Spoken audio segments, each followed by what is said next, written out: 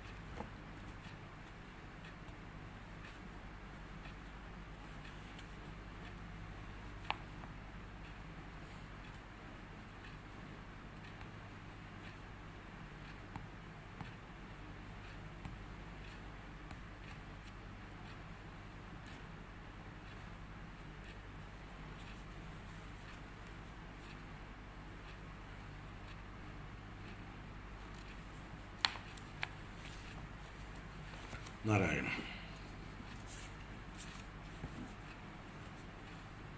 ഓം.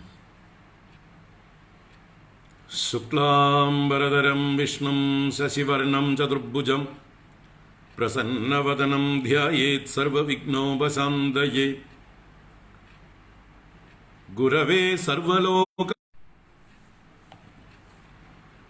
ധർമ്മഃ പ്രോജ്ജിതകൈതവോത്ര പരമോ നിർമ്മത്സരാണാം സദാം വേദ്യം വാസ്തവമത്ര വസ്തു ശിവദം താശുഭിസ്തൽക്ഷണാഗാഃ. നാരായണം നമസ്കൃത്യ നരം ചൈവ നരോത്തമം ദേവീം സരസ്വതീം വ്യാസം തതോ ജയമുദീരയേത്. യം പ്രവ്രജന്തമനുപേദമപേദകൃത്യം ദ്വൈപായനോ വിരഹകാതര ആജുഹാവ. പുത്രേതി തന്മയതയാ തരവോഭിനേദുഃ തം സർവഭൂതഹൃദയം മുനിമാനതോസ്മി. യസ്വാനുഭാവമഖിലശ്രുതിസാരമേകം അധ്യാത്മദീപമദിതിതീർഷദാം തമോന്തം സംസാരിണാം കരുണയാഃ പുരാണഗുഹ്യം തം വ്യാസസൂനുമുപയാമി ഗുരും മുനീനാം. മൂകം കരോതി വാചാലം പങ്കും ലംഘയതേ ഗിരിം യത്കൃപാതമഹം വന്ദേ പരമാനന്ദമാധവം. യം ബ്രഹ്മാ വരുണേന്ദ്രരുദ്രമരുതഃ സ്തുന്വന്തി ദിവ്യൈസ്തവൈഃ വേദൈഃ സാംഗപദക്രമോപനിഷദൈഃ ഗായന്തി യം സാമഗാഃ.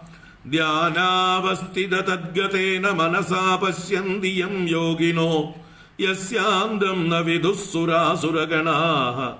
ദേവായ തസ്മൈ നമഃ.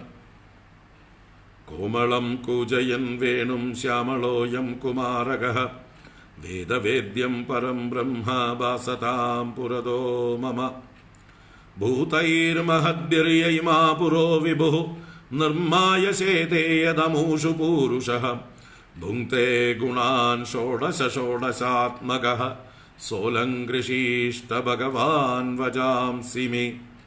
സച്ചിദാനന്ദരൂപായ വിശ്വോത്പത്യാദിഹേതവേ താപത്രയ വിനാശായ ശ്രീകൃഷ്ണായ വയം നുമഃ.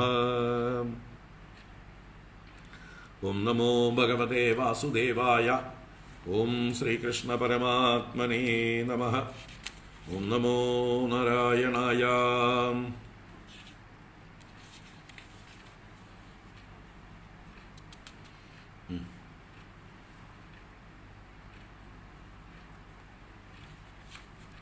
നാരായണ. ഹരി ഓം. എല്ലാവർക്കും നമസ്കാരം, എല്ലാവർക്കും സുപ്രഭാതം, ശുഭദിനം, സുസ്വാഗതം. ശ്രീമദ് ഭാഗവത ജ്ഞാനഗംഗ പ്രവാഹത്തിലേക്ക് ഏവർക്കും വീണ്ടും വീണ്ടും സുസ്വാഗതം. ഇന്നേക്ക് 20ാമത്തെ എപ്പിസോഡാണ്. ശ്രീമദ് ഭാഗവത മാഹാത്മ്യം 5 അധ്യായം കഴിഞ്ഞു. ഇത് 6ാമത്തെ അധ്യായത്തിലേക്ക് നമ്മൾ ഇന്ന് പ്രവേശിക്കുകയാണ്. ഈ ഒരു അധ്യായത്തോടുകൂടി ഭാഗവത മാഹാത്മ്യം, പത്മപുരാണ അന്തർഗതമായ ഭാഗവത മാഹാത്മ്യം പൂർണ്ണമാകുന്നു. 6 അധ്യായങ്ങൾ. അപ്പോൾ ഈ അധ്യായം ഇത്തിരി വലുതാണ്. 103ഓളം ശ്ലോകങ്ങളുണ്ട്. 2-3 ദിവസം കൊണ്ടേ തീരുള്ളൂ. അപ്പോൾ നമുക്ക് നോക്കാം. കുറച്ച് വായിക്കാം. ആദ്യത്തെ ഒരു 20 അതിനോടനുബന്ധിച്ച ശ്ലോകങ്ങൾ വായിക്കാം. ഓം നമോ ഭഗവതേ വാസുദേവായ. ഓം ശ്രീകൃഷ്ണ പരമാത്മനേ നമഃ. അഥ ശ്രീ പത്മപുരാണേ ശ്രീമദ് ഭാഗവത മാഹാത്മ്യേ ഷഷ്ഠോऽധ്യായഃ. കുമാരാ ഊജുഃ അത തേ സംപ്രവക്ഷ്യാമഃ സപ്താഹശ്രവണേ വിധിം സഹായൈർവസുഭിശ്ചൈവ പ്രായഃ സാധ്യോ വിധിസ്മൃതഃ. ദൈവജ്ഞം തു സമാഹൂയ മുഹൂർത്തം പൃച്ഛയത്നതഃ വിവാഹേ യാദൃശം ചിത്തം താദൃശം പരികൽപ്പയേത്. നഭസ്യ ആശ്വിനോർജൗ ച മാർഗശീർഷശുചിർനഭാഃ ഏതേ മാസാ കദാരംഭേ ശ്രോതॄണാം മോക്ഷസൂചകാഃ. ദേശേ മാസാനാം വിഗ്രഹേയാനി താനി ത്യാജ്യാനി സർവദാ സഹായാശ്ചേതരേ ചാത്ര കർത്തവ്യാസോദ്യമാശ്ചയേ. ദേശേ ദേശേ തദാ സേയം വാർത്താ പ്രേഷ്യ പ്രയത്നതഃ ഭവിഷ്യതി കദാ ചാത്ര ആഗന്തവ്യം കുടുംബിഭിഃ. ദൂരേ ഹരികഥാ കേചിത് ദൂരേ ചാച്യുത കീർത്തനാഃ സ്ത്രിയശൂദ്രാദയോ യേ ച തേഷാം ബോധോ യഥാ ഭവേത്. ദേശേ ദേശേ വിരക്തായേ വൈഷ്ണവാ കീർത്തനോത്സുകാഃ തേഷ്വേവ പത്രം പ്രേഷ്യം ച തല്ലേഖനമിതീരിതം. സദാം സമാജോപവിത സപ്തരാത്രം സുദുർലഭഃ അപൂർവരസരൂപൈവ കഥാ ഛാത്ര ഭവിഷ്യതി. ശ്രീഭാഗവത പീയൂഷപാനായ രസലംബടാഃ ഭവന്തഃ ച തദാ ശീഘ്രമായാത പ്രേമതൽപരാഃ. നാവകാശഃ കദാചിച്ചേത് ദിനമാത്രം തദാപി തു സർവദാഗമനം കാര്യം ക്ഷണോത്രൈവ സുദുർലഭഃ. ഏവം ആകാരണം തേഷാം കർത്തവ്യം വിനയേന ച ആഗന്തുകാനാം സർവേഷാം വാസസ്ഥാനാനി കൽപ്പയേത്. തീർത്ഥേ വാപി വനേ വാപി ഗൃഹേ വാ ശ്രവണം മതം വിശാലാ വസുധാ യത്ര കർത്തവ്യം സൽക്കഥാ സ്ഥലം. ശോധനം മാർജനം ഭൂമേഃ ലേപനം ധാതുമണ്ഡലം ഗൃഹോപസ്കരമുദ്ധൃത്യ ഗൃഹകോണേ നിവേശയേത്. അർവാക് പഞ്ചാഹതോ യത്നാത് ആസ്തരാണി പ്രമേളയേത്. കർത്തവ്യോ മണ്ഡപഃ പ്രോച്ഛൈഃ കദളീഗണ്ഡമണ്ഡിതഃ ഫലപുഷ്പദളൈർവിശ്വക്വിതാനേന വിരാജിതഃ. ചതുർദിക്ഷു ധ്വജാരോപോ ബഹുസമ്പദ് വിരാജിതഃ. ഊർധ്വം സപ്തൈവ ലോകാശ്ച കൽപ്പനീയാ സുവിസ്തരം തേഷു വിപ്രാ വിരക്താശ്ച സ്ഥാപനീയാ പ്രബോധ്യ ച. പൂർവം തേഷാം ആസനാനി കർത്തവ്യാനി യദോത്തരം വക്തുശ്ചാപി തദാ ദിവ്യം ആസനം പരികൽപ്പയേത്.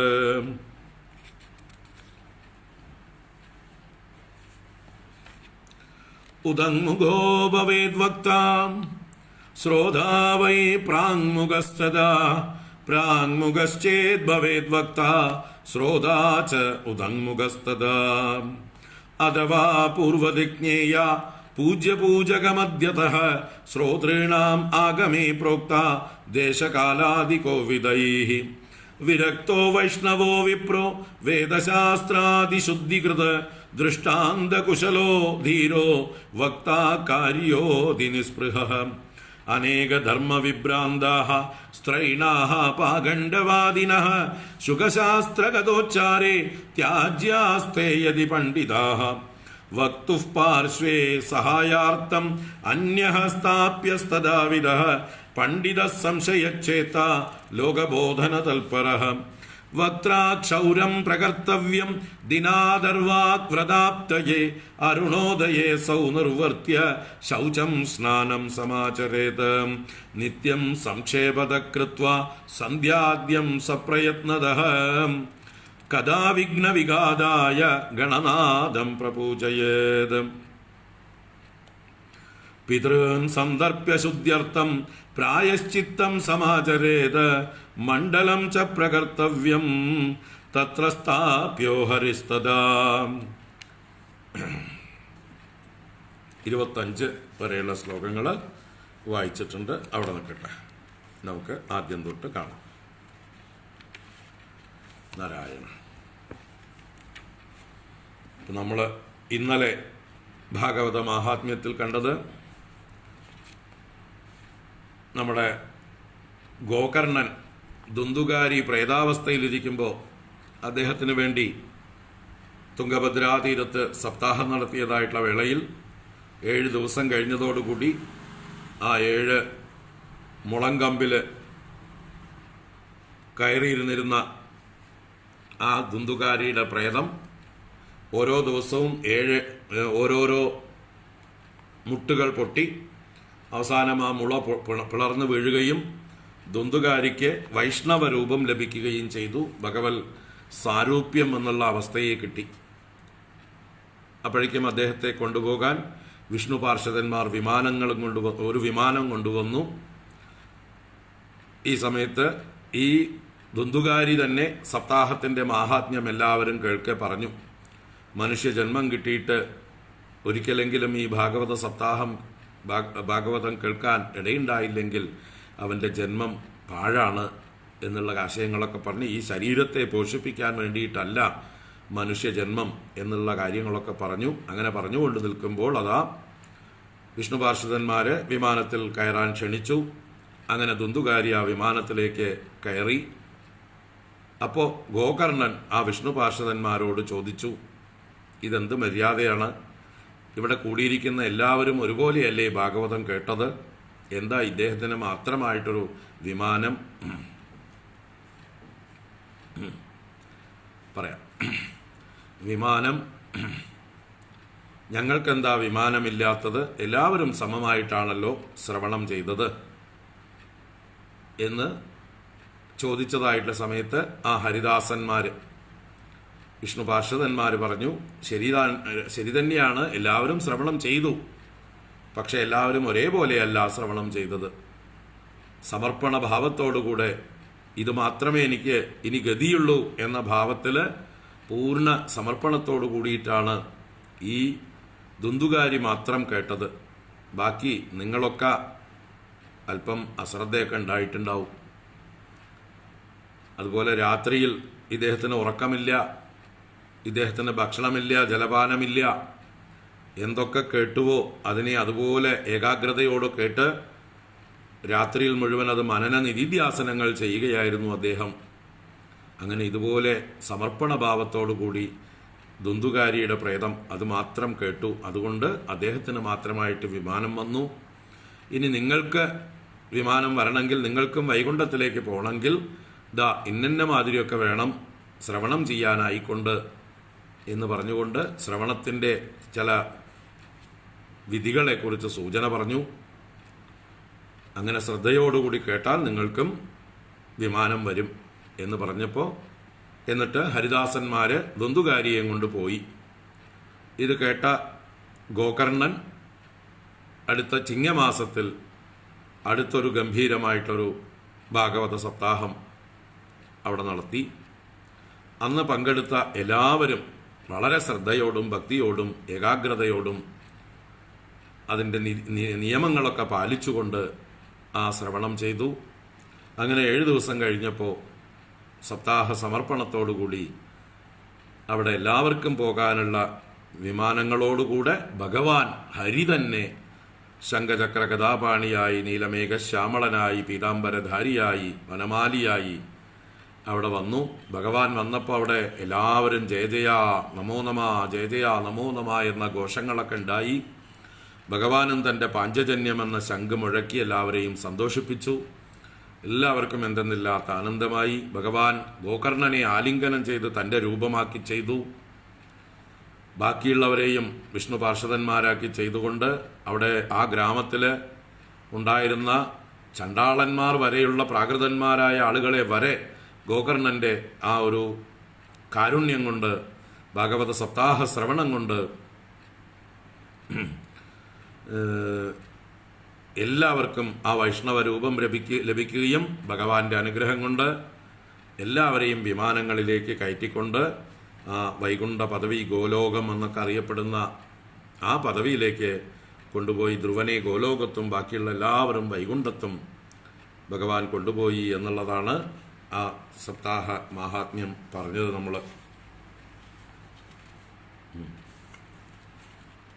അത് കഴിഞ്ഞ് സനകാദികൾ, സനൽകുമാരൻ പറഞ്ഞു, ഈ സപ്താഹ യജ്ഞത്തിൻ്റെ ഫലം എന്തെന്ന് പറയാനാണ്? ബ്രഹ്മോദ്യതേക്കും ഫലവൃന്ദമുജ്വലം സപ്താഹയജ്ഞേന കഥാസു സഞ്ചിതം കർണേന ഗോകർണ കഥാക്ഷരം യൈഹി പീതം ചതേ ഗർഭകഥാന ഭൂയ. ഇവിടെ തുംഗഭദ്രാതീരത്ത് ഗോകർണനിൽ നിന്ന് അല്പമെങ്കിലും ഭാഗവതം കേട്ടവരാരും തന്നെ പിന്നെ ഗർഭവാസം അനുഭവിച്ചിട്ടില്ല. മറ്റുള്ള തപസ്സുകളോ മറ്റ് കഠിന സാധനകളോ ഒന്നുമില്ലാതെ അതിനേക്കാൾ മെച്ചമായിട്ടുള്ള ഗതിയാണ് ഭാഗവത ശ്രവണം ഒന്നുകൊണ്ട് മാത്രം, സപ്താഹ ശ്രവണം ഒന്നുകൊണ്ട് മാത്രം സാധിക്കുന്നത് എന്ന് ആ സപ്താഹ ശ്രവണത്തിൻ്റെ മാഹാത്മ്യത്തെ വീണ്ടും 88-ാം ശ്ലോകത്തിലും പറഞ്ഞു. അങ്ങനെയുള്ള ഈ ഇതിഹാസത്തെ ശാണ്ഡില്യമുനി ചിത്രകൂടത്തിലിരുന്നു കൊണ്ട് ബ്രഹ്മാനന്ദം അനുഭവിച്ചുകൊണ്ട് പാടിക്കൊണ്ടിരിക്കുന്നു എന്നും, ഈ ഒരു ഇതിഹാസം, ഈ ഭാഗവത മാഹാത്മ്യത്തെ സംബന്ധിച്ച ദുന്ദുകാരിയുടെ ചരിത്രം, അദ്ദേഹത്തിന് ഗതി കിട്ടിയതായിട്ടുള്ള ചരിത്രം, അത് ഒരിക്കലെങ്കിലും കേട്ടാൽ അവരുടെ പാപസമൂഹങ്ങളെല്ലാം നശിക്കുന്നു. നമ്മുടെ ഗൃഹത്തിലൊക്കെ നടക്കുന്ന ശ്രാദ്ധാദി വിശേഷങ്ങളിൽ ഈ 2 അധ്യായങ്ങൾ പാഠം ചെയ്യേണ്ടതാണ്. അത് പിതൃതൃപ്തിയെ ആവഹിക്കും.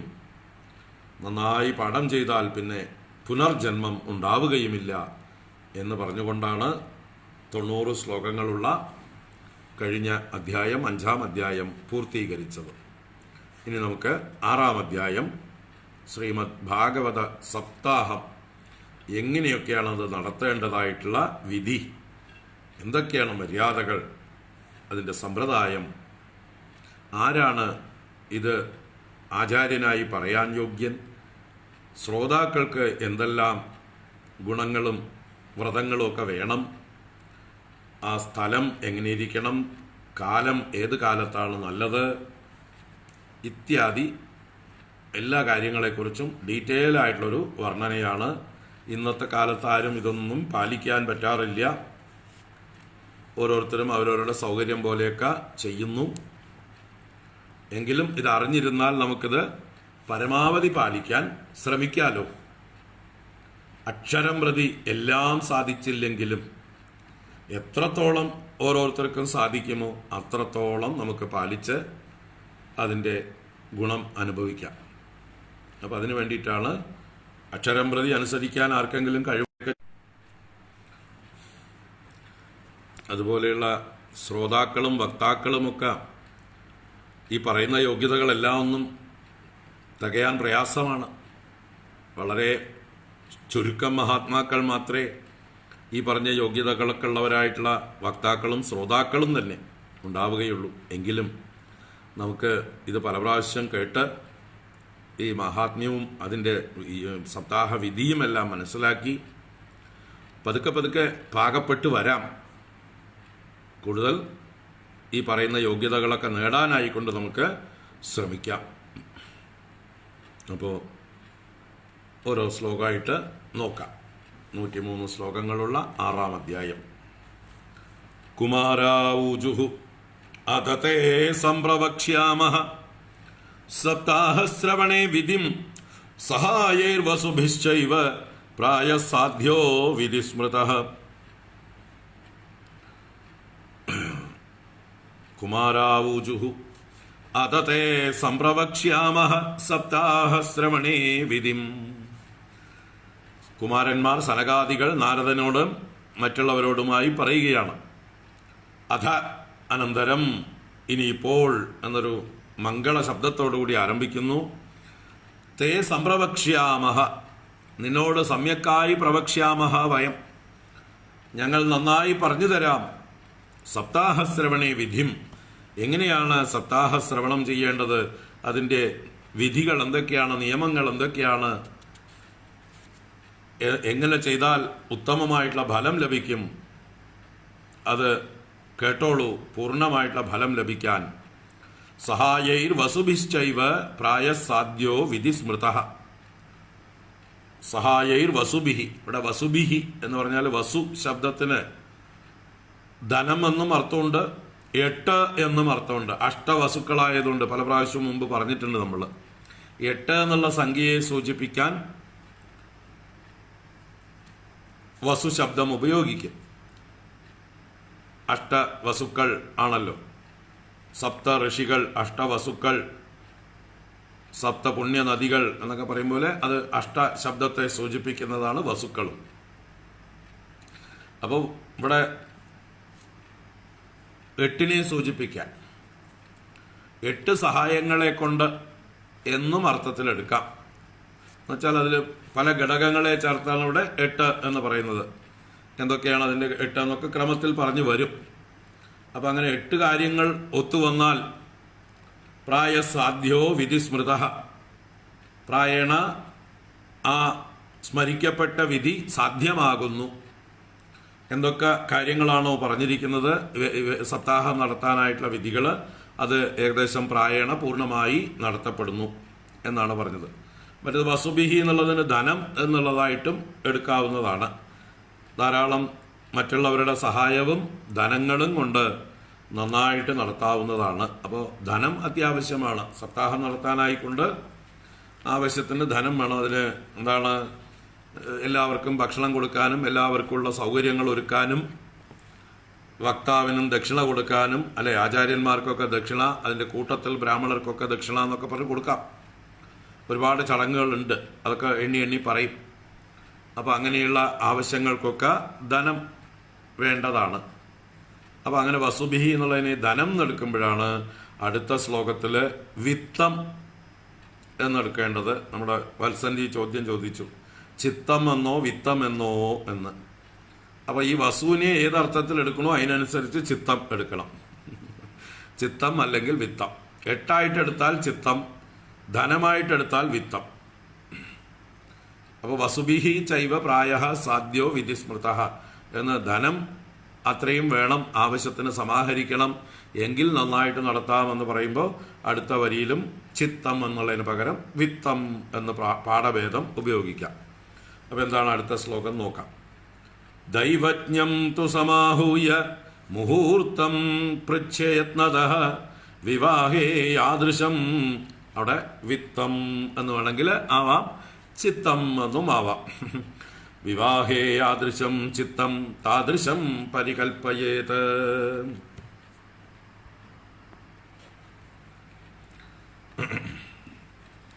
ദൈവജ്ഞം തു സമാഹൂയ മുഹൂർത്തം പൃച്ഛ്യ യത്നതഃ വിവാഹേ യാദൃശം വിത്തം താദൃശം പരികൽപ്പയേത്. അപ്പം എന്താണ് ദൈവജ്ഞം സമാഹൂയ? ദൈവജ്ഞൻ എന്ന് പറഞ്ഞാൽ ജ്യോതിഷം അറിയുന്നവർ, അവരെയാണ് ഇവിടെ ദൈവജ്ഞന്മാരെന്ന് പറയുന്നത്. മുഹൂർത്തമൊക്കെ നോക്കാൻ വേണ്ടി ജ്യോതിഷന്മാരെ വിളിക്കും, അല്ലേ? ഏത് സൽക്കർമ്മം ആരംഭിക്കുമ്പോഴും നല്ല മുഹൂർത്തത്തിൽ ആരംഭിക്കുക, അപ്പോഴതിന് ഉത്തമമായിട്ടുള്ള ഫലം ലഭിക്കും. തോന്നുമ്പോൾ തോന്നിയ കാര്യം ചെയ്താൽ ആ ഫലം ഉദ്ദേശിച്ച പോലെ കിട്ടില്ല, അല്ലേ? നമ്മൾ സീസൺ നോക്കിയിട്ട് വേണ്ടി ഓരോ വിത്ത് വിതയ്ക്കാനും കൃഷി നടത്താനും ഒക്കെ, മഴ കിട്ടുന്നത് നോക്കിയിട്ട് വേണ്ടി നമ്മൾ കൃഷി ആരംഭിക്കാൻ. നല്ല വേനൽക്കാലത്ത് നട്ടപ്പുറ വെയിലത്ത് 2-3 മാസം എല്ലായിടും ഉണങ്ങി വരണ്ടിരിക്കുമ്പോൾ ആരെങ്കിലും പെട്ടെന്ന് ഉണങ്ങുന്ന കൃഷികൾ ഏതെങ്കിലും ചെയ്യുമോ?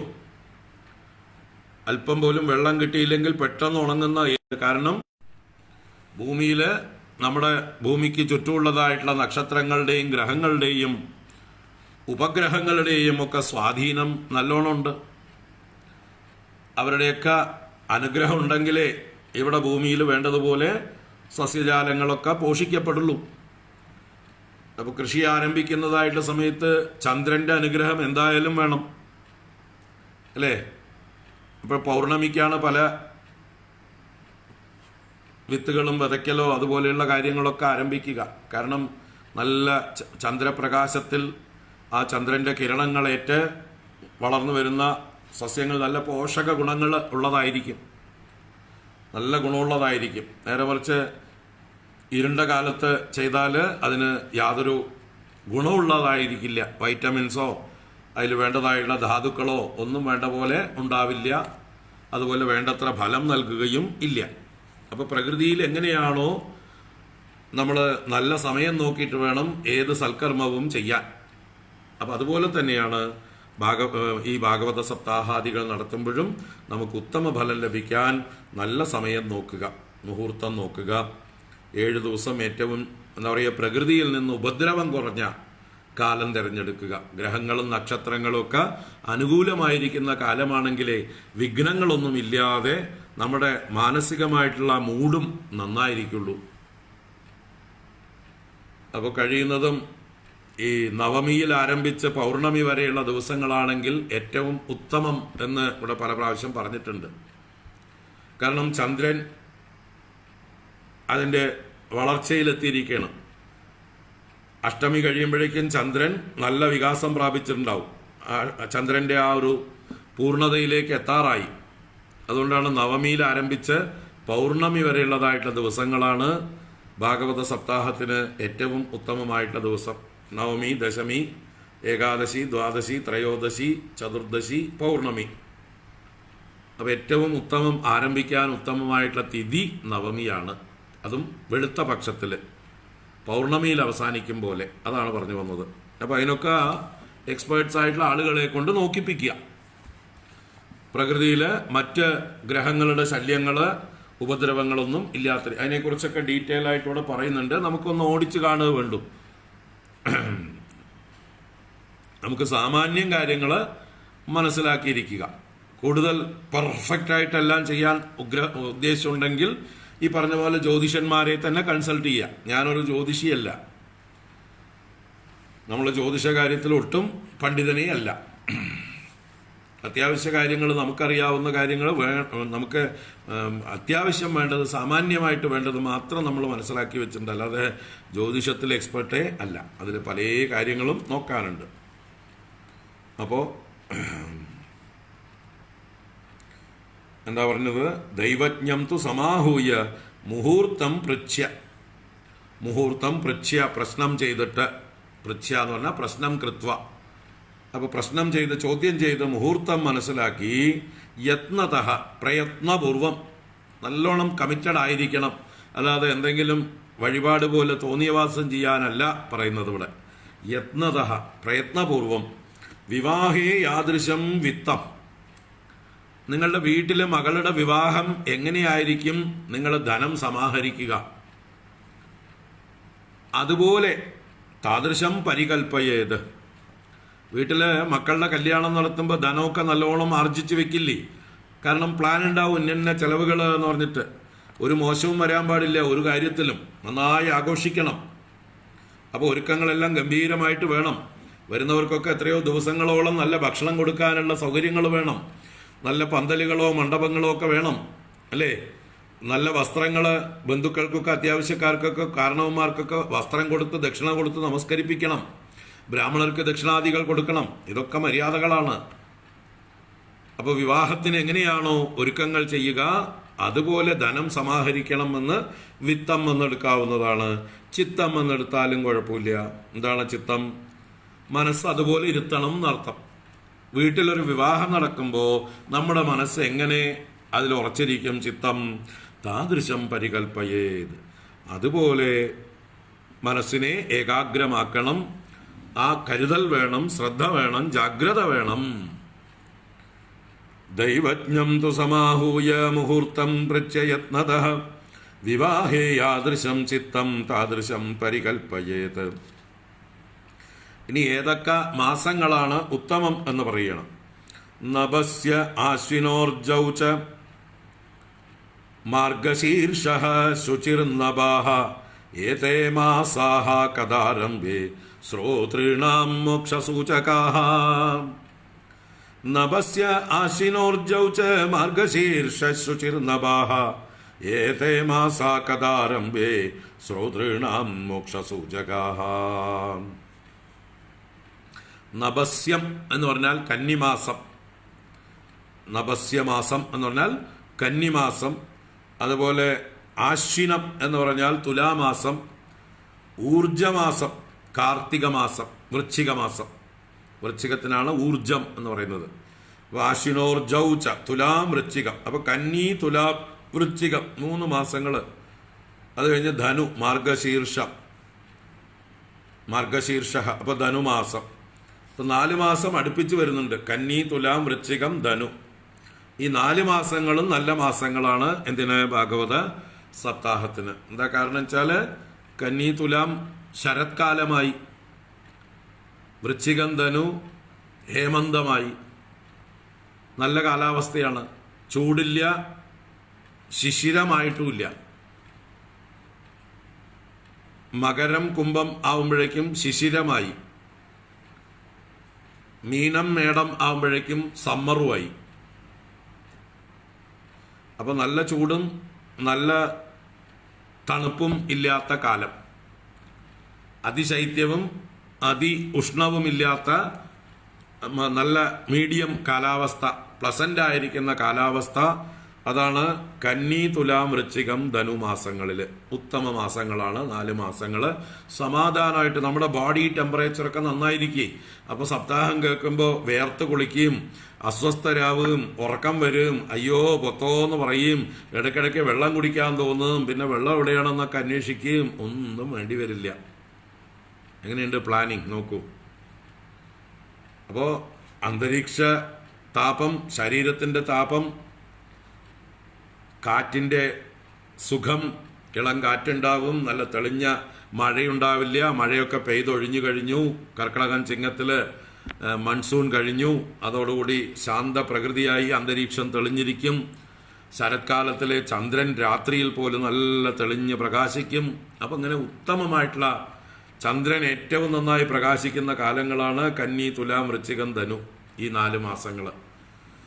അപ്പോൾ ആ കാലങ്ങളാണ് ഇവിടെ ആദ്യം പറഞ്ഞത്. നഭസ്യം, ആശ്വിനം, ഊർജം, മാർഗശീർഷം. പിന്നെ ശുചിഹി നഭാഹ. ശുചിമാസം എന്ന് പറഞ്ഞാൽ കർക്കിടക മാസം. നഭസ് എന്ന് പറഞ്ഞാൽ ചിങ്ങമാസം. അത് മഴക്കാലമൊക്കെ ആണെങ്കിലും പിന്നെയും ഭേദമാണ്, വേനൽക്കാലത്തേക്കാൾ എന്നുള്ള അർത്ഥത്തിലാണ് നഭസ്യ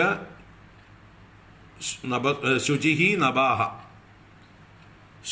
ശുചിമാസവും അഥവാ കർക്കിടക മാസവും നഭസ് എന്ന് പറഞ്ഞാൽ ചിങ്ങമാസവും. അപ്പൊ മൊത്തത്തിൽ 6 മാസങ്ങൾ പറഞ്ഞിട്ട് ഏതേ മാസാഹ കഥാരംഭേ ശ്രോതॄണാം മോക്ഷസൂചകാഹ. ഇത് പുണ്യമാസങ്ങൾ കൂടി ആയതുകൊണ്ടും ഈ മാസത്തിൽ ശ്രോതॄണാം മോക്ഷസൂചകാഹ, ഈ മാസത്തിൽ കഥാരംഭം ചെയ്താൽ കേൾക്കുന്നവർക്ക് മോക്ഷം നൽകുന്നതായിട്ടുള്ള മാസങ്ങളായിട്ട് ഈ 6 മാസങ്ങളെ പവിത്ര മാസങ്ങളായിട്ട് പറയപ്പെടുന്നു. അപ്പം അത്യന്തം പവിത്രങ്ങളായിട്ടുള്ള മാസങ്ങളുമാണ്. കാലാവസ്ഥയും നല്ല കാലാവസ്ഥയാണ്. നഭസ്യ ആശ്വിനോർജൗ ച മാർഗശീർഷഃ ശുചിർനഭാഃ ഏതേ മാസാ കദാരംഭേ ശ്രോതॄണാം മോക്ഷസൂചകാഃ. ഇതിൽ തന്നെ എന്തുകൊണ്ടാണ് ഈ മാസങ്ങളൊക്കെ തിരഞ്ഞെടുക്കുന്നത് എന്നുള്ളതിന് വേറെ ചിലയിടത്ത് കാരണങ്ങൾ പറഞ്ഞിട്ടുണ്ട്. ഇവിടെ ഭാഗവതത്തിൽ പറഞ്ഞിട്ടില്ലെങ്കിലും സൂചിപ്പിക്കാം എന്തുകൊണ്ടാണെന്ന്.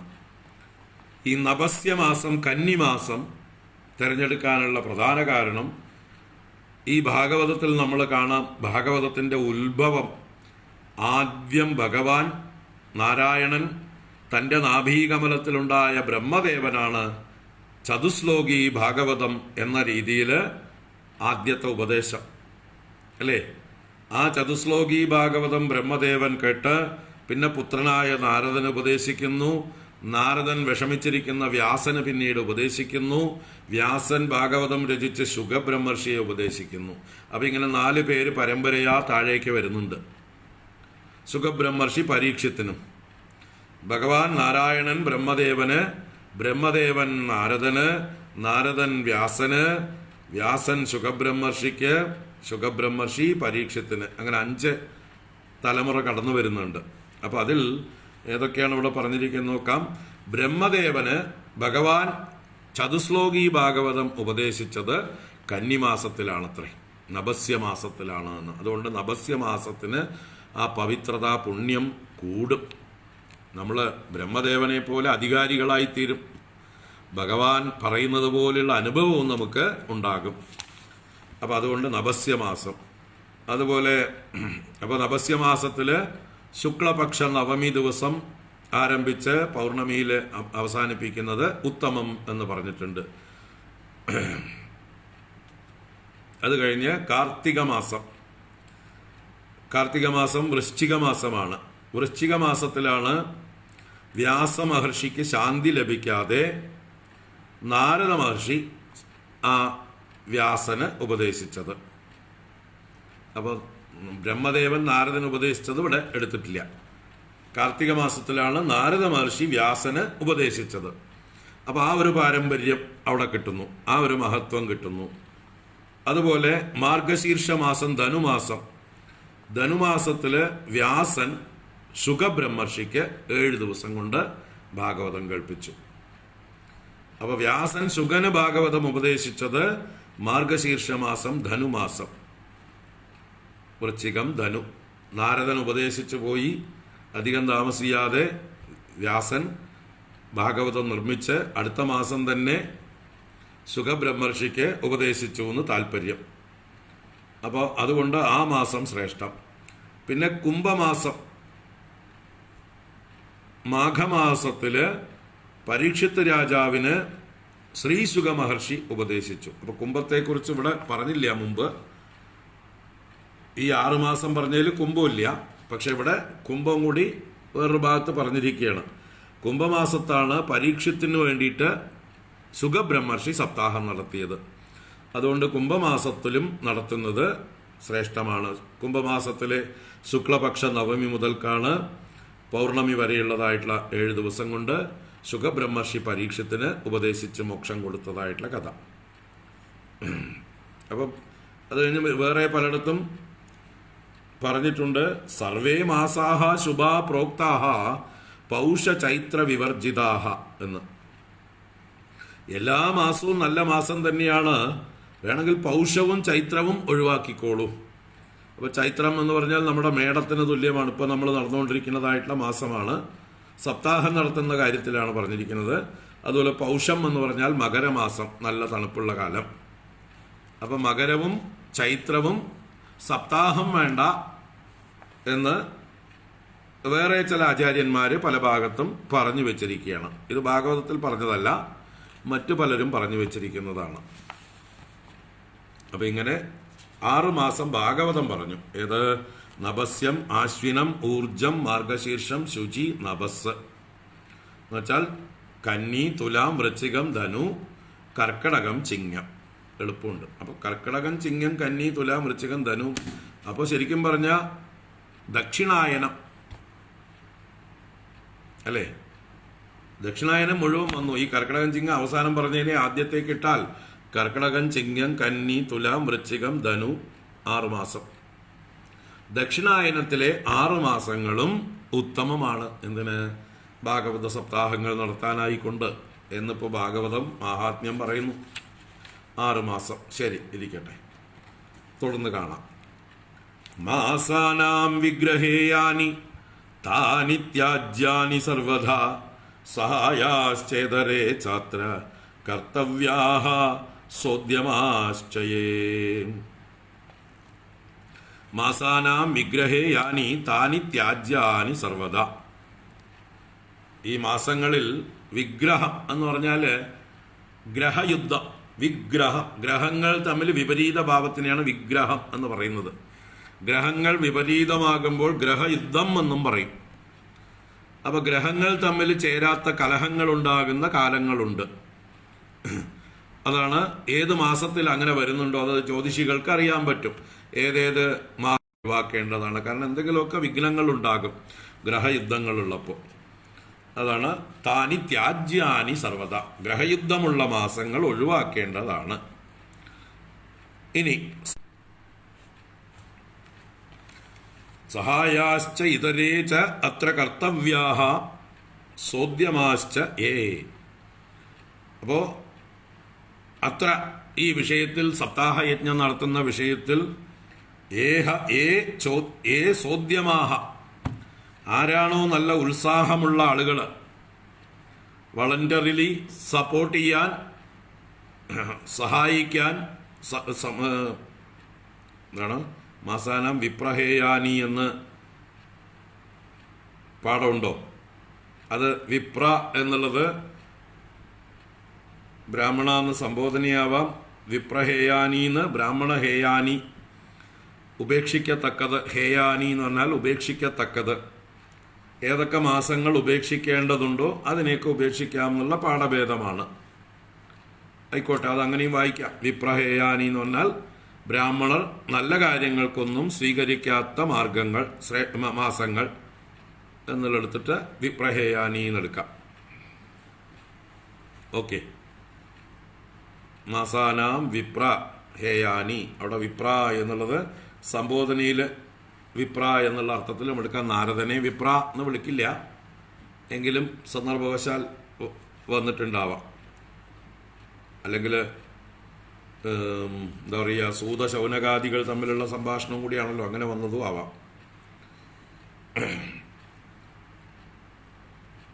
വിപ്രഹേയാനി എന്നുള്ളതും പാഠം എടുത്തോളൂ, കുഴപ്പമൊന്നുമില്ല. ഞാൻ വേറൊരു ബുക്കാണ് എടുത്തിരിക്കുന്നത്. ഗുരുവായൂർ ദേവസ്വത്തിൻ്റെ ബുക്ക് നോക്കണം. എല്ലാ ഗുരുവായൂർ ദേവസ്വം ബുക്കൊക്കെ ആവശ്യക്കാർക്ക് അയച്ചു കൊടുത്തു. ഇനിയിപ്പോൾ ഗുരുവായൂരിൽ പോകാനും നിവൃത്തിയില്ല, ലോക്ക്ഡൗൺ ആയ കാരണം. ഒരുപാട് ബുക്സ് നമ്മൾ ഡെയിലി അയക്കുന്നുണ്ട്. അപ്പോൾ ആര് ചോദിച്ചാൽ അവസരം നമ്മുടെ കയ്യിലുള്ളതടക്കം അയച്ചു കൊടുക്കും.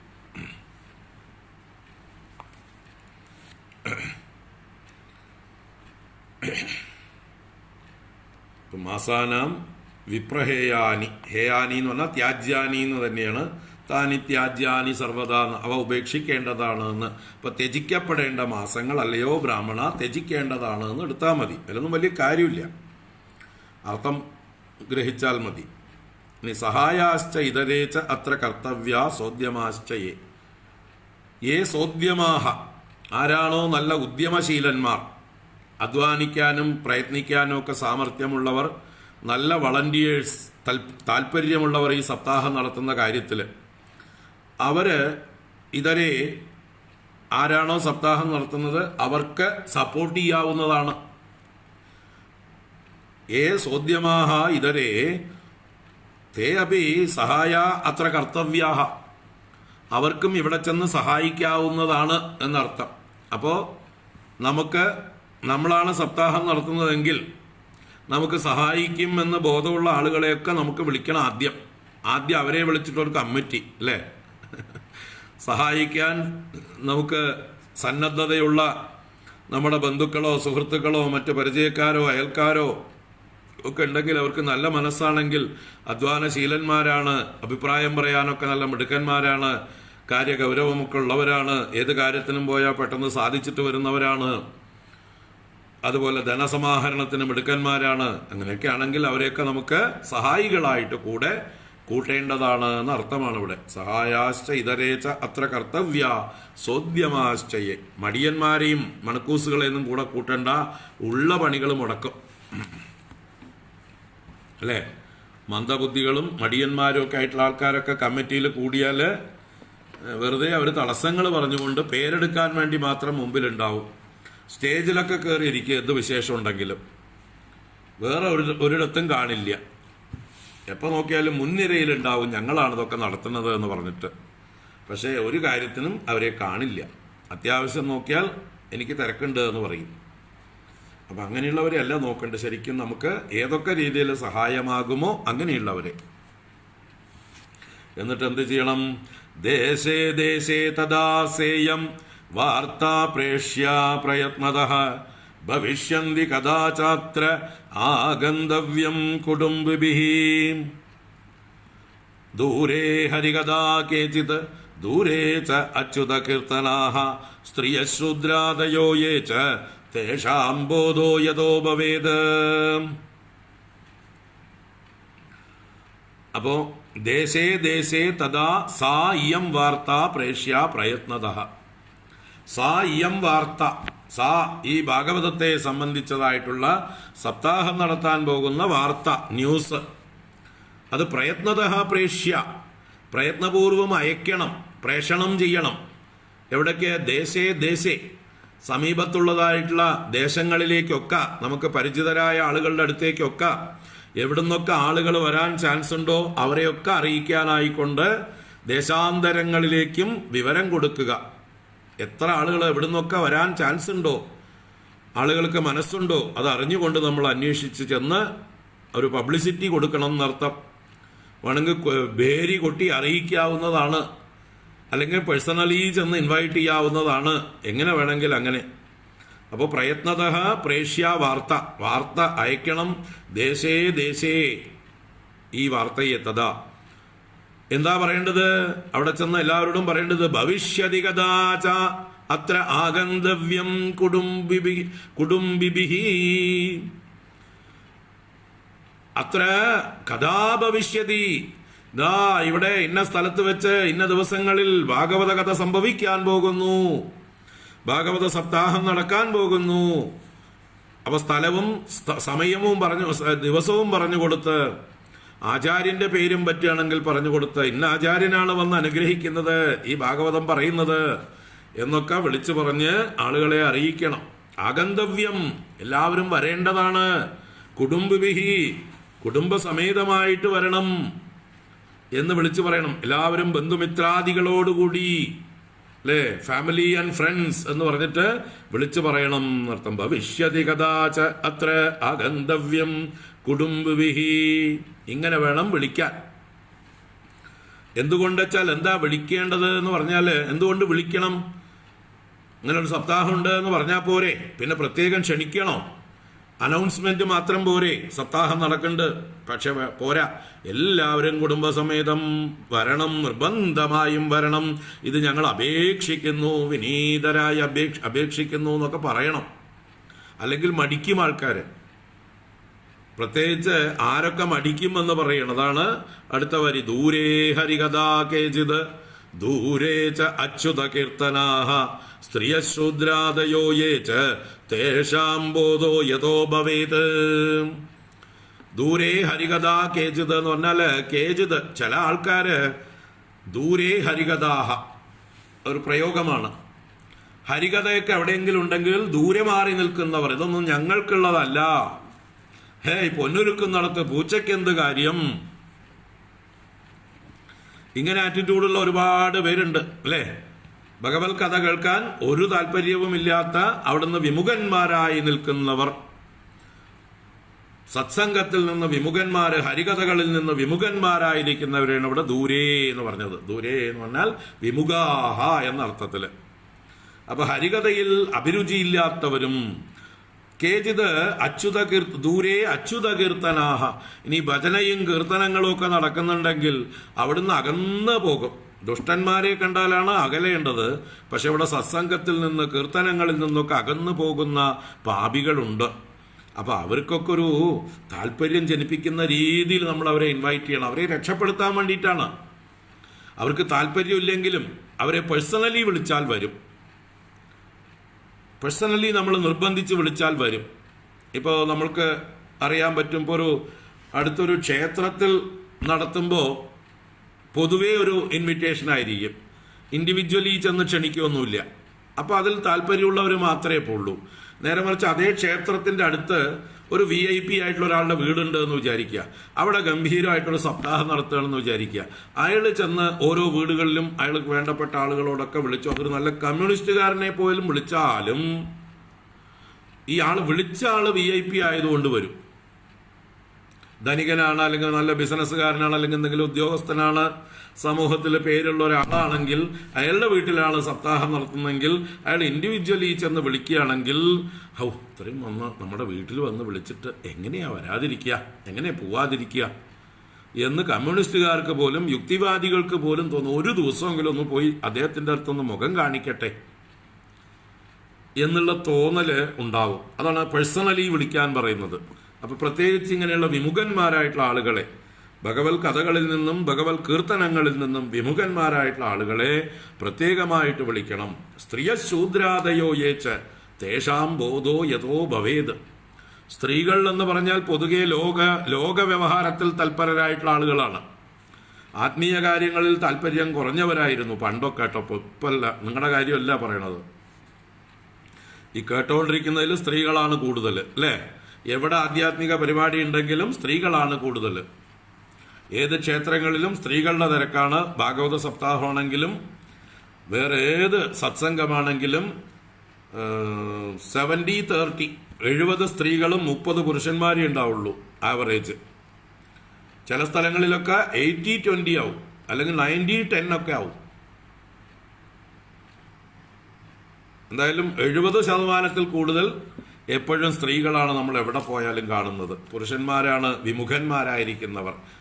അഹങ്കാരികളും അഭിമാനികളും ഒക്കെ ആയിട്ട് നമ്മളൊക്കെ സപ്താഹത്തിന് പോയാൽ കൂട്ടുകാർ തമാശയാക്കും, കളിയാക്കും. നിനക്കെന്താ പൊന്നൊരുക്കുന്നിടത്ത് പൂച്ചയ്ക്ക് എന്താ കാര്യം എന്നൊക്കെ ചോദിക്കും. ഈ സപ്താഹം ഇപ്പോൾ കഴിഞ്ഞു പോകും, ഒരാഴ്ച കഴിഞ്ഞാൽ വീണ്ടും അവരുടെ കൂടെ പോകേണ്ടതാണ്. അവരുടെ കൂടെ വല്ല ആൽത്തറയിലോ വല്ല മൈതാനത്തോ കോട്ട മൈതാനത്തോ എവിടെയെങ്കിലുമൊക്കെ പോയിരുന്ന് വെടി പറഞ്ഞിരിക്കേണ്ടതാണ് ആളുകളുടെ വായിലും നോക്കിയിട്ട്. അപ്പോൾ അവർ കളിയാക്കും നമ്മളെ. എന്തിനാ ഒരാഴ്ച എന്താ കണ്ടില്ല? ഞാൻ സപ്താഹത്തിന് പോയത്. നിനക്കൊക്കെ എന്താ സപ്താഹത്തിൽ കാര്യം? പൊന്നുരുക്കുന്നിടത്ത് പൂച്ചയ്ക്ക് എന്താ കാര്യം എന്നൊക്കെ ചോദിച്ചു കളയും ആൾക്കാർ.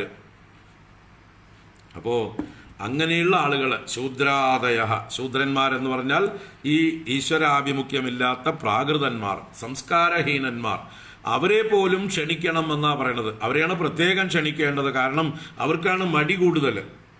അപ്പൊ മടി കൂടുതലുള്ളവരെ പിടിച്ചു വലിച്ചു കൊണ്ടുപോകണം. സ്ത്രീയ ശൂദ്രാദയോ യേച്ച തേഷാം ബോധോ യഥാ ഭവേത്. അവർക്ക് എങ്ങനെയായാൽ ബോധമുണ്ടാകും, അവർക്ക് ഉണർവുണ്ടാവും, താല്പര്യം ജനിക്കും. അതുപോലെ വിളിക്കണം.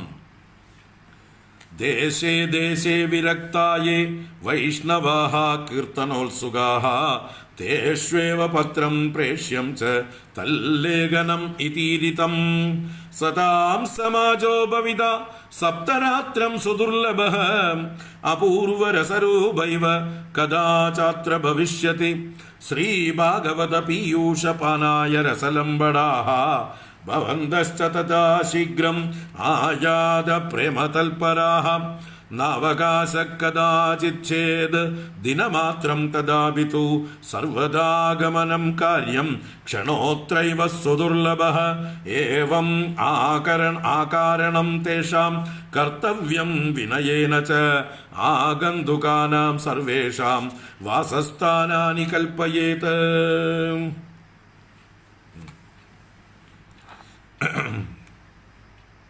അപ്പോ എന്തുകൊണ്ടാണ് ഇവരെ പ്രത്യേകം ക്ഷണിക്കണമെന്ന് പറഞ്ഞാൽ മനുഷ്യർ ജീവിതത്തിന്റെ ഒരു സാഫല്യമാണ് ഈ ഭാഗവത സപ്താഹം. സുദുർലഭമായിട്ടുള്ള അവസരമാണ്. അത് കൊടുക്കുക. ആർക്കും, ഏത് പാപികൾക്കും രക്ഷപ്പെടാനുള്ള ഒരു അവസരം ഉണ്ടാക്കി കൊടുക്കുക എന്നുള്ളത് മനുഷ്യത്വമാണ്, നമ്മുടെ കരുണയാണ്.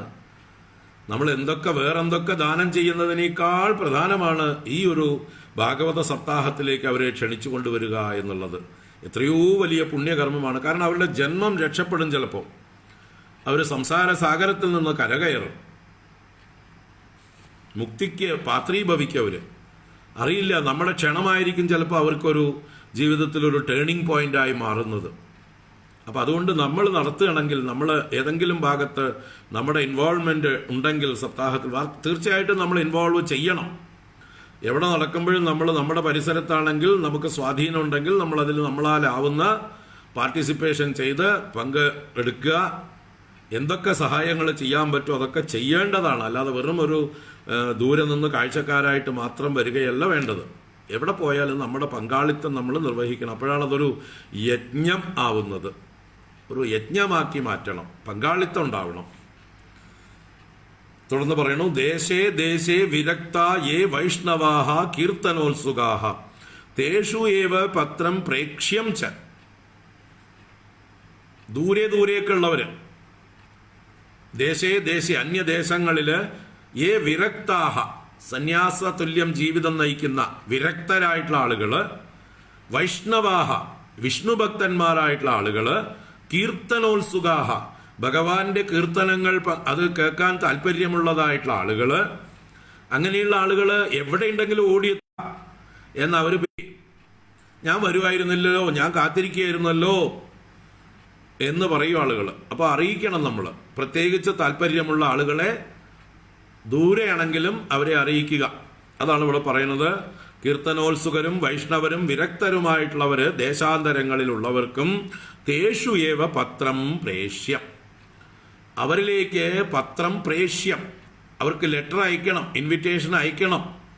അവർക്ക് പ്രത്യേകമായിട്ട് നോട്ടീസൊക്കെ അയച്ചു കൊടുത്ത് പേഴ്സണൽ ഒരു ഇൻവിറ്റേഷനോട് കൂടെ പ്രത്യേകമായിട്ട് അയക്കണം എന്നാ പറയുന്നത്. ദൂതന്മാരെ എവിടെയാണെങ്കിൽ വിടാം, അല്ലെങ്കിൽ പോസ്റ്റ് ചെയ്യണമെങ്കിൽ ചെയ്യാം, അല്ലെങ്കിൽ ഇന്നത്തെ കാലത്ത് മെയിലുകൾ അല്ലെ, മറ്റേ വാട്സപ്പ് ഫേസ്ബുക്ക് എന്ന് പറഞ്ഞമാരെ അതിലൂടെയൊക്കെ അറിയിക്കാം. എന്നിട്ട് പ്രത്യേകമായിട്ടൊന്ന് ഫോൺ ചെയ്ത് നേരിട്ട് പറയാം, വരണം. സമയമില്ലാത്തതുകൊണ്ടാണ് നേരിട്ട് വരാതിരുന്നത്, ഫോണിലൂടെ വിളിച്ചു എന്ന് പറഞ്ഞ് വരാതിരിക്കരുത് എന്നൊക്കെ പറഞ്ഞ് അവരെ ക്ഷണിക്കുകയുമാവാം. അപ്പൊ ഇങ്ങനെ അവരെയൊക്കെ ക്ഷണിക്കേണ്ടതാണ്. എന്ത് പറഞ്ഞിട്ട്? തല്ലേഖനം ഇതി ഈരിതം. ഇതി ഇതി എന്ന് പറഞ്ഞിട്ട് താഴെ പറയാൻ പോവാണ്, ഫോളോയിങ് ഡീറ്റെയിൽസ്. തല്ലേഖനം ഇതി ഈരിതം, അതിൽ ഇങ്ങനെയൊക്കെ എഴുതിയിട്ട് എന്നാ പറയണത്. ഇതി ഈരിതം, ഇങ്ങനെ പറഞ്ഞുകൊണ്ട് എഴുതണം. ആ ലെറ്ററിൽ പ്രേഷിതം എഴുതണമല്ലോ, പ്രേഷ്യം പത്രം. അപ്പൊ എന്താണ് എഴുതേണ്ടത്? സതാം സമാചോ ഭവിത സപ്തരാത്രം സുദുർലഭ. എഴുതേണ്ടത് ഇതാണ്.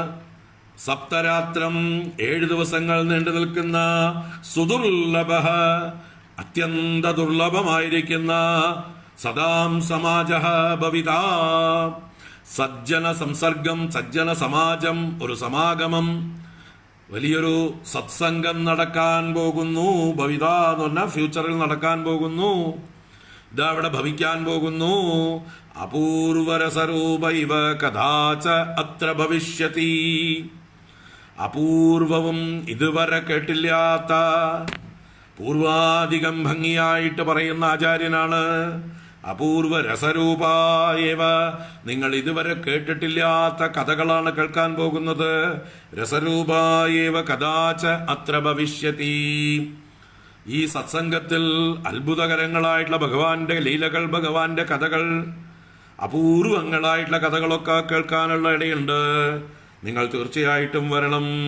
ശ്രീ ഭാഗവത പീയൂഷപാനായ രസലംബടാഹ ഭവന്തഃ ച തദാ ശീഘ്രമായാത പ്രേമതൽപരാഹ. ആ ശ്രീമദ് ഭാഗവത പീയൂഷം, ഭാഗവതമാകുന്ന അമൃത് അല്ലെങ്കിൽ തേന്, അത് പാനം ചെയ്യുവാനായിക്കൊണ്ട്, പാനായ കുടിക്കുവാനായിക്കൊണ്ട്, രസലംബടാഹ അത്യന്തം ആസ്വദിക്കുന്നവരായവരെ, ആസ്വാദ്യരായിട്ടുള്ള നല്ല സഹൃദയന്മാരായിട്ടുള്ളവരെ, സജ്ജനങ്ങളെ, രസലംബടന്മാരെ, ഭവന്തഃ നിങ്ങളെല്ലാവരും തഥാ ശീഘ്രമായാതാം. സപ്താഹം തുടങ്ങുന്നതിന് 2 ദിവസം മുമ്പേ തന്നെ വന്നോളൂ. ഞങ്ങളുടെ കൂടെ ഒരുക്കങ്ങളിലൊക്കെ സഹായിക്കാലോ. മുന്നേ വന്നോളൂ, പേടിക്കണ്ട. വന്നാൽ ഇവിടെ ബുദ്ധിമുട്ടൊന്നുമില്ല, എല്ലാ സൗകര്യങ്ങളും ഒരുക്കാം. ഭക്ഷണത്തിന് ബുദ്ധിമുട്ടൊന്നും ഉണ്ടാവില്ല, താമസ സൗകര്യമൊക്കെ ഉണ്ടാവും, കുളിക്കാനും ബാക്കി കാര്യങ്ങൾക്കുള്ള സൗകര്യങ്ങളൊക്കെ ഉണ്ടാവും. ധൈര്യമായിട്ട് വന്നോളൂ. ശീഘ്രമായാത പ്രേമതൽപരാഹ. ഈ വിഷയത്തിൽ വളരെ താല്പര്യപൂർവം, പ്രേമത്തോടുകൂടി, ഭക്തിയോടുകൂടി നിങ്ങളെല്ലാം വന്നു ചേരുവിൻ. ശ്രീഭാഗവത പീയൂഷപാനായ രസലംബടാഹ ഭവന്തശ്ച തദാ ശീഘ്രമായാത പ്രേമതൽപരാഹ. നവകാശ കദാചിച്ഛേദ ദിനമാത്രം തദാഭിതു സർവദാഗമനം കാര്യം ക്ഷണോത്രൈവ സുദുർലഭഃ. ഇനി നമ്മൾ ആരോടെങ്കിലും പറഞ്ഞാൽ അവരെന്തെങ്കിലും ഒഴിവ് കഴിവ് പറയണം, എന്തെങ്കിലും തിരക്കുണ്ട് എന്ന് പറഞ്ഞാൽ, അയ്യോ എനിക്കിപ്പോൾ ബിസിനസിന്റെ തിരക്കാണ്, അല്ലെങ്കിൽ എൻ്റെ മകളുടെ കല്യാണ തിരക്കാണ്, അല്ലെങ്കിൽ ഔദ്യോഗിക തിരക്കുകളാണ്, അല്ലെങ്കിൽ അസുഖമുണ്ട്, അങ്ങനെ പല കാരണങ്ങളും പറഞ്ഞാലും ന അവകാശ കഥാചിത് ചേത്, കഥാചിത് ഒരിക്കലും, അവകാശ അല്പം പോലും സമയം, സാവകാശം, ന ചേതില്ല എങ്കിൽ, ദിനമാത്രം 7 ദിവസമുള്ള പരിപാടിയിൽ ഒരു ദിവസമെങ്കിലും, ദിനമാത്രം, at least for 1 day please come എന്ന് പറഞ്ഞ് വിളിക്കണം. 7 ദിവസവും വരാൻ പറ്റില്ലെങ്കിൽ ശരി, സമ്മതിച്ചു, തിരക്കുണ്ട്, പ്രാരബ്ധമുണ്ട്, സമ്മതിച്ചു, ഒരു ദിവസമെങ്കിലും വരണം, വന്ന് കാണണം, കേൾക്കണം, ഞങ്ങളുടെ സന്തോഷത്തിൽ പങ്കുചേരണം. തഥാപിതു, എങ്ങനെയാണെങ്കിലും സർവദാ ആഗമനം കാര്യം, എല്ലാ പ്രകാരത്തിലും വരികയാണ് വേണ്ടത്. ക്ഷണോ അത്രൈവ സുദുർലഭ.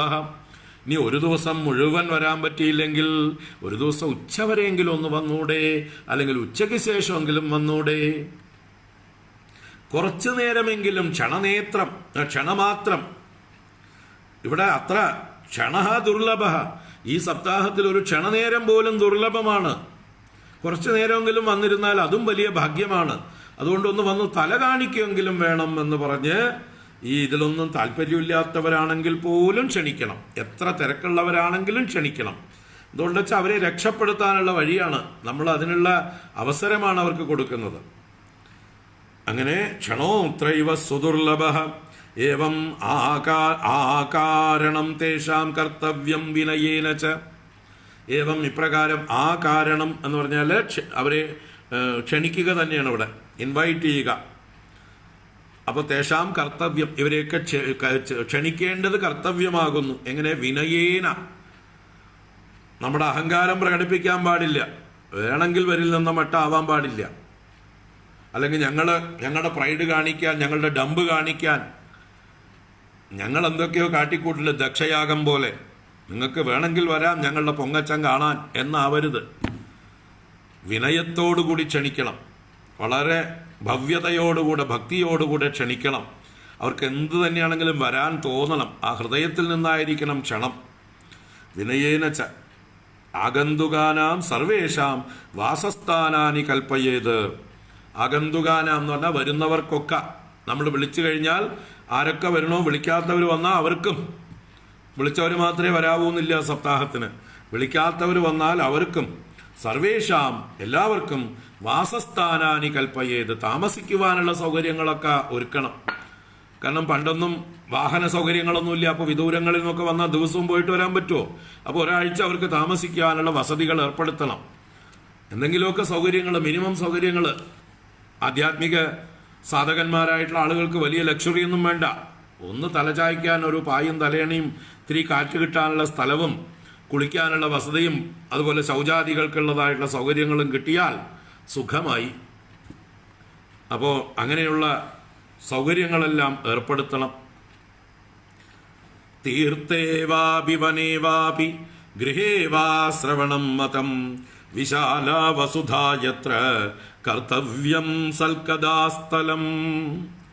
തീർത്ഥേ വാപി വനേ വാപി ഗൃഹേ വാ ശ്രവണം മതം വിശാല വസുധായത്ര കർത്തവ്യം സത്കഥാസ്ഥലം. എവിടെ നടത്താം, നല്ല സ്ഥലം ഏതാണ് എന്ന് പറയാണ്.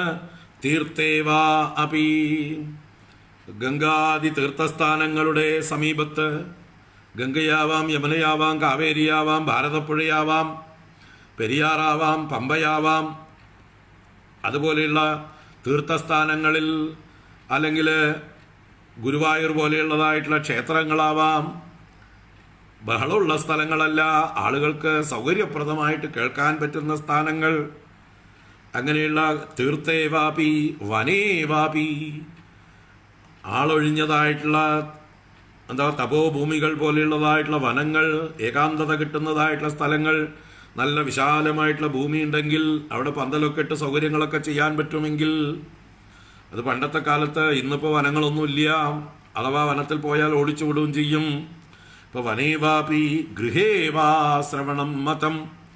ഇനി ഗൃഹത്തിൽ നല്ല സൗകര്യങ്ങളൊക്കെ ഉണ്ടെങ്കിലോ അത് തന്നെയാണ് ഉത്തമം. ആ ഗൃഹം ഐശ്വര്യപൂർണമായി തീരും. അപ്പം ഗൃഹത്തിൽ സൗകര്യങ്ങളുണ്ടെങ്കിൽ ഗൃഹത്തിലുമാകാം. വിശാല വസുധ എത്ര എത്ര എവിടെയാണോ വസുധ വിശാല ഭൂമി പരന്നിരിക്കുന്നത് എന്നുവെച്ചാൽ ധാരാളം സ്പേസ് വേണം എല്ലാവർക്കും വന്നിരിക്കാനും സൗകര്യപ്രദമായി കാര്യങ്ങളൊക്കെ നടത്താനും അല്ലേ. ചില ക്ഷേത്രങ്ങളിലൊക്കെ നമ്മൾ സപ്താഹത്തിന് പോയാൽ ഭക്ഷണവും ശ്രവണവും ഒരേ സ്ഥലത്തായിരിക്കും. ചിലപ്പോൾ ആചാര്യന്മാരിരിക്കുന്ന സ്റ്റേജിൽ വരെ ഭക്ഷണം വിളമ്പേണ്ട ഗതികേട് വരും.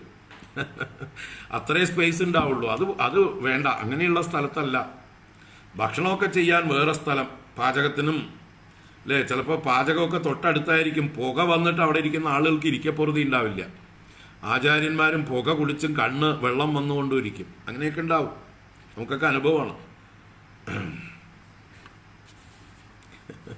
തീർച്ചയായിട്ടും സ്വാമിജിയുടെ ആശ്രമത്തിൽ പ്ലാൻ ഉണ്ട്. അപ്പോഴേക്കാണ് കൊറോണ വന്നത്. ഈ മെയ് മാസവും മറ്റും നടത്താമെന്നൊക്കെ വിചാരിച്ചിരുന്നു പണ്ട്. ഈ മാസമല്ല, കഴിഞ്ഞ മെയ് മാസം തന്നെ നടത്താനൊക്കെ പ്ലാൻ ഉണ്ടായിരുന്നു. തുടങ്ങി വെച്ചാൽ എല്ലാ വർഷം തോറും നടത്താനുള്ള പ്ലാനും ഉണ്ട്. അപ്പം അങ്ങനെ ഒരു സന്ദർഭം നമുക്ക് തുടങ്ങാം തീർച്ചയായിട്ടും.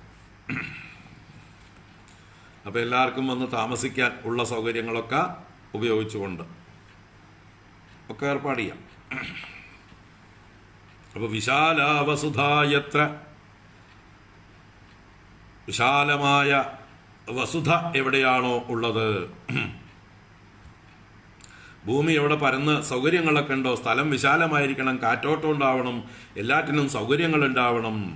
അല്ലാതെ എല്ലാം കക്കൂസ് പോക്കും കുളിയും പൂജയും പാചകവും എല്ലാം കൂടി ഒരു വട്ടത്തിൽ ആയാൽ ബുദ്ധിമുട്ടാകും. എല്ലാറ്റിൻ്റെയും ദുർഗന്ധങ്ങളും ഒക്കെ കൂടി പുകയും ഒക്കെ കൂടി ബുദ്ധിമുട്ടാകും. അപ്പോൾ വിശാല വസുധായത്ര കർത്തവ്യം തൽകഥാസ്ഥലം സൽകഥാസ്ഥലം. അപ്പോൾ സ്ഥലം, കഥാപ്രസംഗത്തിന് ഉത്തമമായിട്ടുള്ള സ്ഥലത്ത് ധാരാളം സൗകര്യം ഉണ്ടായിരിക്കണം എന്നർത്ഥം. എന്നിട്ട് എന്ത് ചെയ്യണം, എന്തൊക്കെ ചെയ്യണം എന്ന് പറയുന്നുണ്ട്. ശോധനം മാർജനം ഭൂമേഹേ ലേപനം ധാതുമണ്ഡനം ഗൃഹോപസ്കരമുദ്ധൃത്യ ഗൃഹകോണേ നിവേശയേത്. പറഞ്ഞു തരുന്നു. ശോധനം മാർജനം ഭൂമേഹേ, ഭൂമേഹേ ശോധനം. നമ്മുടെ ഇവിടെയൊക്കെ നല്ല സൗകര്യമുണ്ട്. നമ്മുടെ സൗകര്യത്തെക്കുറിച്ചല്ല പറയുന്നത്, ഇവിടെ പറയുന്നതാണ്. ആശ്രമത്തിൽ നല്ല സൗകര്യങ്ങളാണ്, എല്ലാ സൗകര്യങ്ങളും ഉണ്ട്, ഒന്നിനും ഒരു കുറവുമില്ല. എല്ലാ സൗകര്യങ്ങളും ഉണ്ട്. വിശാലമായിട്ടുള്ള ആശ്രമമാണ്. അപ്പോൾ ഇവിടെ ശോധനം മാർജനം ഭൂമേഹേ, ഭൂമേഹേ ശോധനം, ഭൂമിയെ വൃത്തിയാക്കണം ആദ്യം. അപ്പോൾ കാട് പിടിച്ച് കിടക്കുന്നുണ്ടെങ്കിൽ അതൊക്കെ പുല്ലൊക്കെ പറിച്ച് വൃത്തിയാക്കി, മാർജനം അടിച്ചുവാരി ചപ്പകുപ്പകൾ എന്തൊക്കെ ഉണ്ടെങ്കിൽ അതൊക്കെ കളഞ്ഞ് ശുദ്ധീകരിക്കണം ഭൂമിയുടെ. എന്നിട്ട് ലേപനം ധാതുമണ്ഡനം. ലേപനം എന്ന് പറഞ്ഞാൽ ചാണകമൊക്കെ തേച്ച് മെഴുകുന്നതിനേക്കാണ് ലേപനം എന്ന് പറയുന്നത്. നല്ല വൃത്തിയായിട്ട് ചാണകം മെഴുകുക. അതുപോലെ ധാതുമണ്ഡനം എന്ന് പറഞ്ഞാൽ കോലമിടൽ, ധാതുക്കളെ കൊണ്ട് മണ്ഡനം, അലങ്കാരം. അപ്പോൾ പലതരം പൊടികളെ കൊണ്ട്, കോലപ്പൊടികളെ കൊണ്ട്, വർണ്ണപ്പൊടികളെ കൊണ്ട് കോലമിട്ട് അലങ്കരിക്കുക, മനോഹരമാക്കുക ഭൂമി. അപ്പോൾ ഭൂമിയെ അലങ്കരിക്കുക. ശോധനം മാർജനം ഭൂമേഹേ ലേപനം ധാതുമണ്ഡനം ഗൃഹോപസ്കരമുദ്ധൃത്യ ഗൃഹകോണേ നിവേശയേത്. ഗൃഹോപസ്കരം എന്ന് പറഞ്ഞാൽ വീട്ടുപകരണങ്ങൾ. അതൊന്നും തടസ്സം കിടക്കാൻ പാടില്ല, വഴിയിലൊന്നും ഇടാൻ പാടില്ല. ആളുകൾക്ക് സൗകര്യമാക്കി കൊടുക്കണം. അപ്പൊ ഗൃഹത്തിലെ ഉപകരണങ്ങളെയൊക്കെ ഗൃഹകോണേ നിവേശയേത്, എവിടെയെങ്കിലും ഒരു കോണിൽ കൊണ്ടുപോയി ഉറപ്പിക്കണം. വെച്ചാൽ പെരുമാറാനുള്ള സ്ഥലം നല്ല സൗകര്യപ്രദമായിരിക്കണം. ഇടയിലൊക്കെ മേശയും അല്ലെങ്കിൽ കസേരയും കട്ടിലും ബെഞ്ചും അല്ലെങ്കിൽ ഫ്രിഡ്ജും ടി വിയൊക്കെ ഇടയിൽ കിടന്ന് കളിച്ചാൽ ബുദ്ധിമുട്ടാവും. അപ്പം എല്ലാം കാലിയാക്കിയിട്ട് സുഖമായിട്ട് ആവശ്യമുള്ള സാധനങ്ങൾ മാത്രമേ പാടുള്ളൂ. അങ്ങനെയൊക്കെ ചെയ്യണം. അർവാക് പഞ്ചാഹതോ യത്നാത് ആസ്തരാണി പ്രമേളയേത് കർത്തവ്യോ മണ്ഡപഃ പ്രോച്ഛൈഃ കദളീഖണ്ഡമണ്ഡിതഃ. അർവാക് പഞ്ചാഹതഃ, പഞ്ച അഹഃ 5 ദിവസം. അതിൻ്റെ തഹ എന്നുള്ള പ്രത്യയം ചേർക്കുമ്പോൾ പഞ്ചമി പ്രത്യയമായി. പഞ്ചാഹതഃ എന്ന് പറഞ്ഞാൽ 5 ദിവസത്തിന് മുന്നേ തന്നെ. അർവാക്ക്, അർവാക്ക് എന്നുള്ളത് മുന്നേ. അപ്പോൾ പഞ്ചാഹത അർവാക്ക് 5 days ബിഫോർ. നോക്ക് എത്ര പ്ലാനിങ് പറഞ്ഞു തരണു. ആ തലേ ദിവസമോ അല്ലെങ്കിൽ അന്നത്തെ ദിവസമോ ഓടുകയല്ല പറയേണ്ടത്. 5 ദിവസം മുമ്പേ തന്നെ പഞ്ചാഹത അർവാക്ക് യത്നാത് പ്രയത്നപൂർവം ആസ്തരാണി പ്രമേളയേത്. വരുന്നവർക്ക് ഇരിക്കാനുള്ള ഷീറ്റുകൾ, ആസ്തരങ്ങൾ, വിരിപ്പുകൾ, ബെഡ്ഷീറ്റുകളോ അല്ലെങ്കിൽ ദറികളോ പായകളോ ഇതൊക്കെ സംഘടിപ്പിക്കണം. പ്രമേളയേത്. പണ്ട് വാടകയ്ക്കൊന്നും കിട്ടില്ലല്ലോ, ഇപ്പോൾ എല്ലാം വാടകയ്ക്ക് കിട്ടും, വേണമെങ്കിൽ വാങ്ങിക്കാൻ കിട്ടും, അല്ലെങ്കിൽ നമ്മുടെ അടുത്ത് തന്നെ ഉണ്ടാവും. അപ്പോൾ പ്രമേളയേത് എന്നാ പറയുന്നത്. പ്രമേളയേത് എന്ന് പറഞ്ഞല്ലോ പല ഭാഗത്തു നിന്നും സംഘടിപ്പിക്കുക. അവിടുന്ന് 2 ഇവിടുന്ന് 2 എന്ന് പറഞ്ഞാൽ ഓരോ വീടുകളിലൊക്കെ പോയിട്ട് ഇരിക്കാനുള്ളതായിട്ടുള്ള വിരിപ്പുകളും അല്ലെങ്കിൽ പായകളും, അങ്ങനെ അതിഥികൾ വന്നാൽ അവർക്ക് രാത്രി കിടക്കാനുള്ള ആസ്തരങ്ങളും എല്ലാം സംഘടിപ്പിക്കണം. ഇന്നിപ്പോൾ ചെയറാണ് വേണ്ടത് അല്ലേ? ആസനാനിയാക്ക, ആസ്തരാണി. ആസ്തരാണി പ്രമേളയേത് എന്നുള്ളതിന് പകരം നമുക്ക് ആസനാനി പ്രമേളയേത് എന്നാക്കേണ്ടി വരും. അപ്പോൾ വിരിപ്പുകളും ഷീറ്റുകളും ഒക്കെ സംഘടിപ്പിക്കണം. കർത്തവ്യോ മണ്ഡപ പ്രോച്ചൈഹി.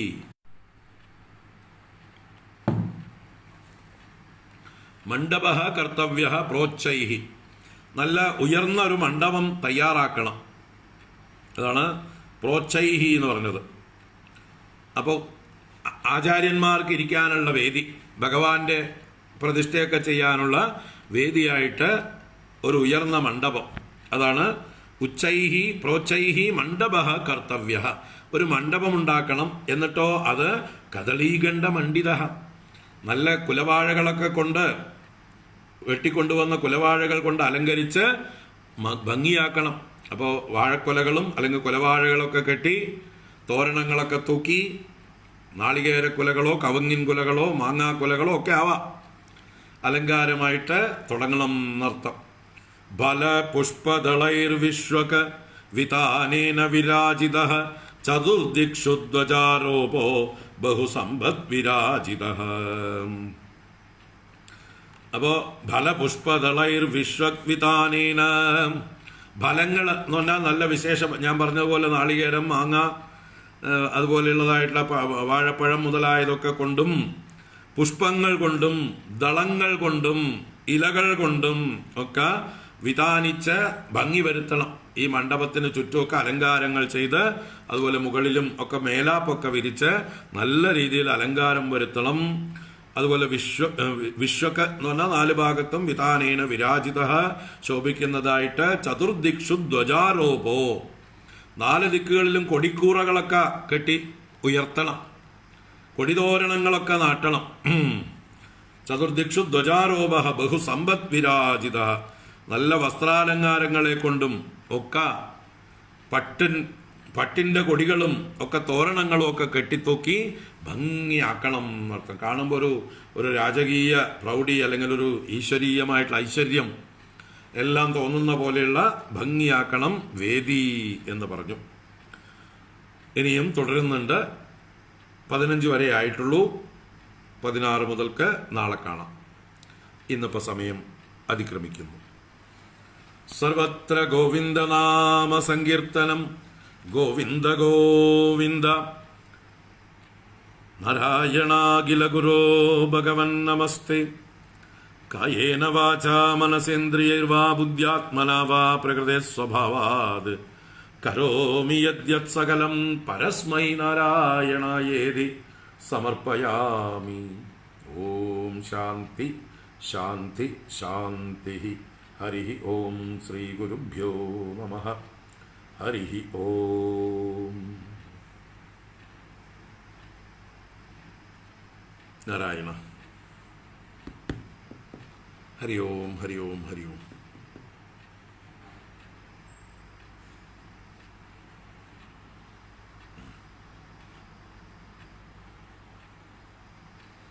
നാരായണ. അപ്പോൾ വൈകിട്ട് കാണാം നാരായണീയം. ഭഗവാന്റെ മറ്റ് വിവാഹങ്ങൾ, സമന്തകോപാഖ്യാനം മുതലായതൊക്കെ ഇന്ന് കേൾക്കാം. ഹരി ഓം.